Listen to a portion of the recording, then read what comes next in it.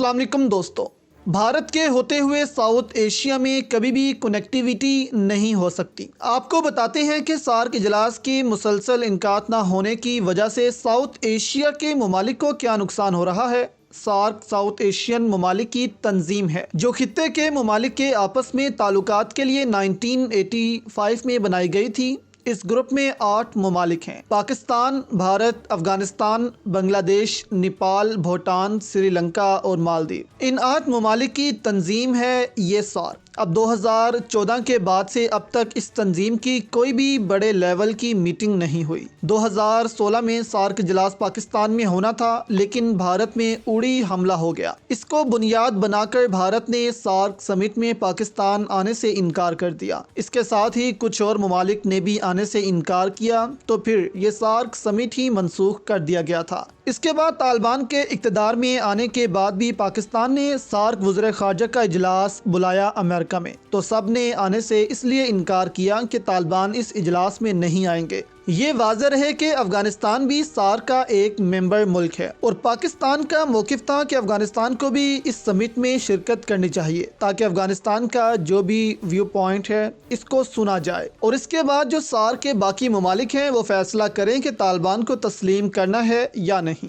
लेकिन भारत ने यहाँ भी आने से इनकार किया। अब दोबारा से पाकिस्तान ने भारत को ऑफर दी थी सार्क समिट की, लेकिन भारत ने इसमें भी आने से इनकार कर दिया। ये वीडियो देखें आप, फिर आपको बताते हैं कि सार्क के साथ ही पाकिस्तान ने एक और ग्रुप बनाया था तुर्की, अजरबैजान और वस्ती एशियाई ममालिक के साथ। इस ग्रुप ने कितनी तरक्की कर ली है और भारत की वजह से सार्क ममालिक कितना पीछे रहते जा रहे हैं, आपको बताते हैं। डेवलपमेंट सार्क के बारे में मैं इतना कहना काफ़ी समझता हूँ कि ये एक इम्पोर्टेंट फोरम है। इस फोरम की अहमियत से पाकिस्तान पूरी तरह वाकिफ़ है। बदकिस्मती से हिंदुस्तान ने इस फोरम को अपनी ज़िद की वजह से उन्होंने इस फोरम को डिसफंक्शनल करके रख दिया है। वो इस्लामाबाद आने को तैयार नहीं है, हिचकिचाहट है उनको, और पाकिस्तान बार बार कह रहा है। और अभी सेक्रेटरी जनरल सार्क के हो के गए इस्लामाबाद और मुझसे मुलाकात हुई और मैंने उनको कहा कि देखिए, हमारी नज़र में सार्क एक इम्पॉर्टेंट फोरम है रीजनल कोऑपरेशन के लिए, रीजनल इकोनॉमिक एक्टिविटी के लिए, रीजनल ट्रेड के लिए, और हिंदुस्तान की हट धर्मी की वजह से ये फोरम सफ़र कर रहा है।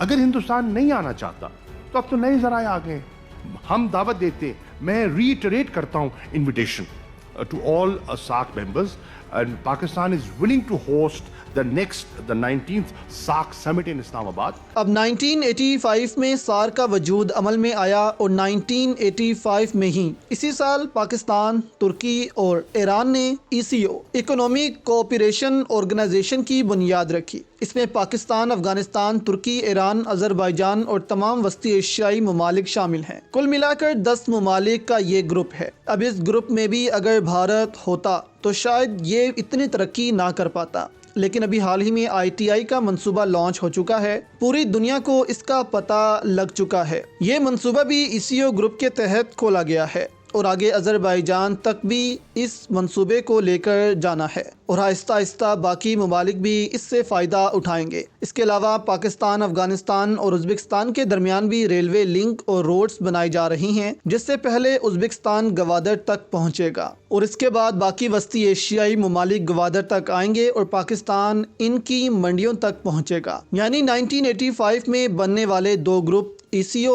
और सार्क, दोनों में ये फ़र्क है कि एक बहुत तरक्की कर चुका है, आपस में कनेक्टिविटी कर चुके हैं, तो दूसरी जानिब 1985 में सार्क जहां था वहीं आज भी है। अब क्या हो अगर भूटान और मालदीव जैसे मुल्क भारत के रास्ते पाकिस्तान से तजारत करें, फिर अफगानिस्तान, ईरान और वस्ती एशियाई ममालिक से तजारत करें। कैसा हो अगर पाकिस्तान, ईरान, तुर्की की तरह एक ट्रेन पाकिस्तान, भारत और बांग्लादेश में भी चले तजारत के लिए और बांग्लादेश को भी ये रास्ते मिले। लेकिन नहीं, भारत इस खित्ते में कनेक्टिविटी चाहता ही नहीं है। भारत की मौजूदा हुकूमत जो है वो सिर्फ हिंदुत्व का नज़रिया आगे बढ़ाना चाहती है, खित्ते को आगे बढ़ाना नहीं चाहते। भारत की जो मौजूदा हुकूमत है इससे किसी भी किस्म की उम्मीद रखना बेकार है। भारत कभी भी अब सार्क को आगे नहीं आने देगा। दूसरी जानिब पाकिस्तान के भारत के साथ बहुत से इख्तलाफात भी हैं। सबसे बड़ा मसला कश्मीर का है और ऊपर से भारत ने आर्टिकल 370 भी कश्मीर से ख़त्म कर दिया है, जिसके बाद पाकिस्तान और भारत के ताल्लुकात और ज़्यादा ख़राब हो चुके हैं और दिन ब दिन ख़राब होते जा रहे हैं। और सार्क से अगर साउथ एशियन ममालिक ने असल फ़ायदा उठाना है तो सबसे पहले कश्मीर का मसला हल करना होगा। इस मसले के हल किए बिना दोनों ममालिक के दरमियान ताल्लुकात ठीक नहीं हो सकते और सार्क में भारत और पाकिस्तान ही दो बड़े मुल्क हैं, इसलिए इनके दरमियान अगर कोऑपरेशन नहीं होगा तो पूरे सार्क को ही नुकसान होगा। आपकी इस पर क्या राय है, हमें नीचे कमेंट्स में ज़रूर बताइएगा।